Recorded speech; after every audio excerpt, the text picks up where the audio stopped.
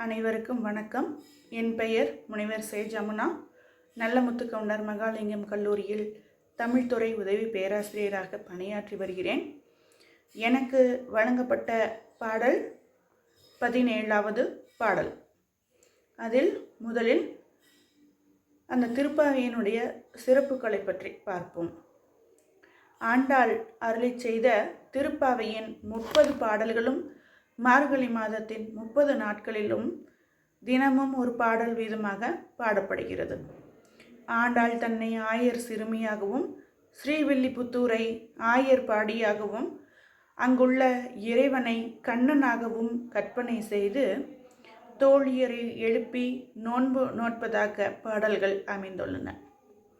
பெருமாளுக்கு உகந்த மார்கழி மாத அதிகாலை பொழுதில் அனைத்து வைணவ ஆலயங்களிலும் திருப்பாவை பாடல் இசைக்கப்படுகிறது.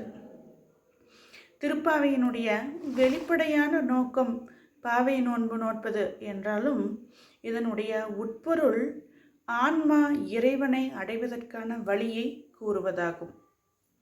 அடுத்ததாக இந்த 17வது பாடலினுடைய உட்பொருள் என்ன அப்படின்னு பார்த்தோம்னா, கோபியர்கள் நந்தகோபரின் மாளிகைக்குள் சென்று முதலில் நந்தகோபர், பின்பு யசோதா பிராட்டி, பலராமர், கிருஷ்ணர் என வரிசையாக நால்வரையும் உறக்கத்திலிருந்து எழுப்ப பாடும் பாடலாக இது இடம்பெற்றுள்ளது.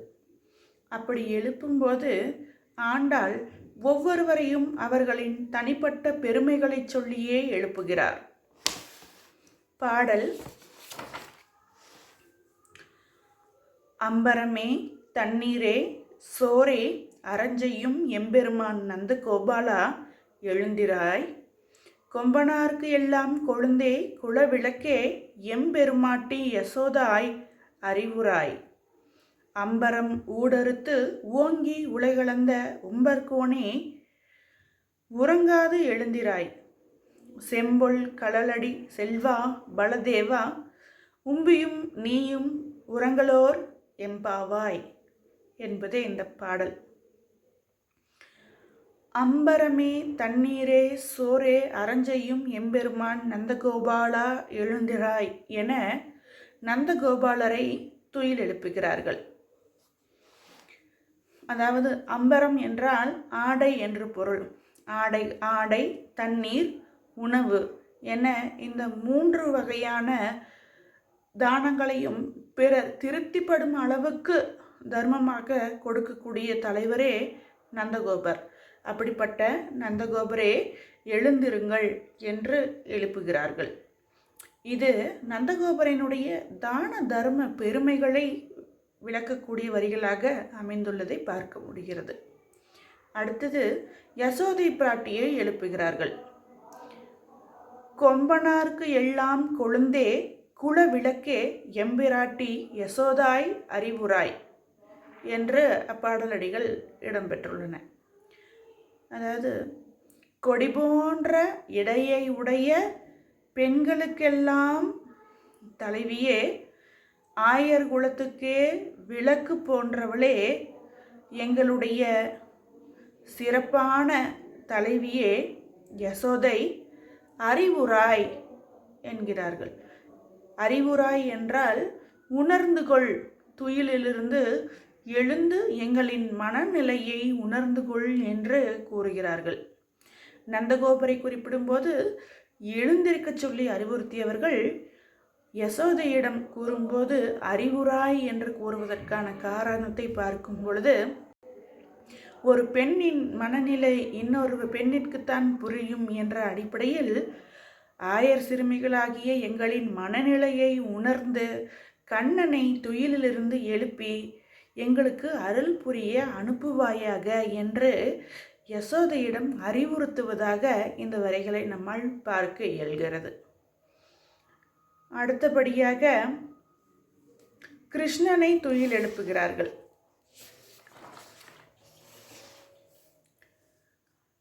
அம்பரம் ஊடறுத்து ஓங்கி உலகளந்த உம்பர் கோமானே உறங்காது எழுந்திராய் என்கிறார்கள். அம்பரம் என்றால் வானம் என்று பொருள். அதாவது இந்த வரிகளில் வாமன அவதாரம் பற்றி கூறுகிறார்கள். மொத்தமாக திருப்பாவையில் 3 பாடல்களில் இந்த வாமன அவதாரம் பேசப்படுகிறது. இது போன்ற மற்ற அவதாரங்களை பற்றி குறிப்புகள் பெருமளவில் இடம்பெறவில்லை. அம்பரம் ஊடறுத்து ஓங்கி உலகளந்த அம்பர்கோமானே என்று 3ஆம் பாடலிலும்,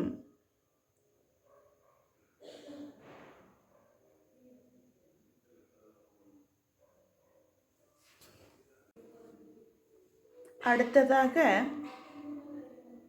கண்ணனை, அதாவது கிருஷ்ணனை துயில் எழுப்புகிறார்கள். அம்பரம் ஊடறுத்து ஓங்கி உலகளந்த உம்பர்கோமானே உறங்காது எழுந்திராய் என்கிறார்கள். அம்பரம் என்றால் வானம் என்ற பொருள். இந்த வரிகளை மற்றும் நம் திருப்பாவை முழுவதும் பார்க்கும் பொழுது இதில் குறிப்பிடப்பட்டுள்ள வாமன அவதாரம் மொத்தம் 3 பாடல்களில் குறிப்பிடப்பட்டுள்ளதை நம்மளால் பார்க்க முடிகிறது. 3ஆம் பாடல், 17ஆம் பாடல், 24ஆம் பாடல், இந்த 3 பாடல்களிலும் வாமன அவதாரம் பற்றி குறிப்பிடப்பட்டுள்ளது. இந்த அவதாரம் போன்று மற்ற அவதாரங்களை பற்றி குறிப்பு பெரும்பான்மையாக காண இயலவில்லை. 3வது பாடலில் ஓங்கி உலகளந்த உத்தமன் பேர்பாடி என்ற வரிகளும், 17வது பாடலில், அதாவது இந்த பாடலில் அம்பரம் ஊடறுத்து ஓங்கி உலகளந்த உம்பர்கோமானே என்ற வரியும், 24வது பாடலில் அன்று இவ்வுலகம் அளந்தாய் அடி போற்றி என்றும் ஆண்டாள் வாமன அவதாரத்தை பற்றி சிறப்பாக பாடியுள்ளார். ஏன் இந்த அவதாரத்தை மற்றும் சிறப்பாக பாட வேண்டும் என்று பார்க்கும்போது, அசுரனாக இருந்தாலும் நல்லவனான மகாபலி தேவர்களை அடக்கி கர்வம் கொண்டிருந்தான். இந்த கர்வம் அடங்கினால் அந்த மகாபலி இறைவனை அடைவது எளிது என்பதால் நாராயணன் வாமனனாக வந்து அவனை ஆட்கொண்டார். அப்பொழுது இதிலிருந்து அவர் கூற விளைவது என்னவென்றால், திருப்பாவை பாடுபவர்கள் தான் என்ற கர்வத்தை அடக்க வேண்டும் என்பதை இப்பாடல்கள் மூலம் உணர்த்த முற்பட்டுள்ளார் ஆண்டாள் அவர்கள்.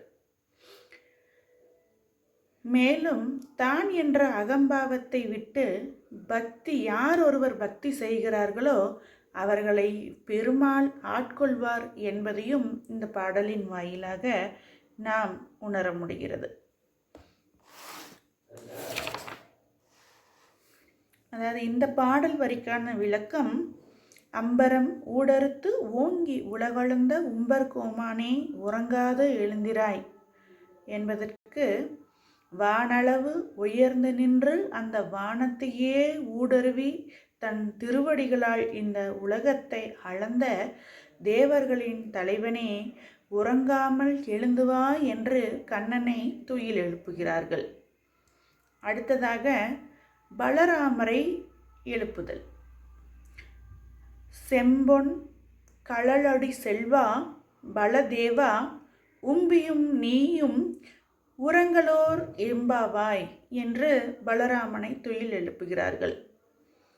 செம்பொன்னால் செய்யப்பட்ட வீர கழலை தன்னுடைய திருவடிகளில் அணிந்திருக்கக்கூடிய செல்வனே பலதேவரே, உன் தம்பியாகிய கண்ணனும் நீயும் உறங்குவது சரியல்ல, எழுந்து எங்களுக்கு அருள் செய்யுங்கள் என்று ஆயர்குலச் சிறுமியர்கள் வேண்டுகிறார்கள். இவ்வாறாக இந்த பாடல் நிறைவடைகிறது. இந்த பாடலின் மூலம் நாம் என்னவெல்லாம் தெரிந்து கொள்ள இயலும் என்று பார்த்தால், அறம் செய்வது, ஒழுக்கத்தோடு இருப்பது, இறைவனின் மீது அருளை செலுத்துவது, இறை தொண்டு புரிவது ஆகியவை போல இறைவனை அடைய பல வழிகள் உண்டு என்பதை இந்த பாடல் அறிவுறுத்துகிறது. இதன் மூலமாக இந்த 17ஆம் பாடல் உணர்த்துகின்ற செய்தியாக இறைவனை அடைவதற்கான வழிகள் என்னென்ன என்பதை நாம் கண்டோம். இத்தகையதொரு நல்ல வாய்ப்பினை எனக்கு வழங்கிய வாகை தமிழ் சங்கத்தினருக்கும் சங்க நிர்வாகிகளுக்கும் எனது மனம் நிறைந்த நன்றியை தெரிவித்துக் கொள்கிறேன். நன்றி.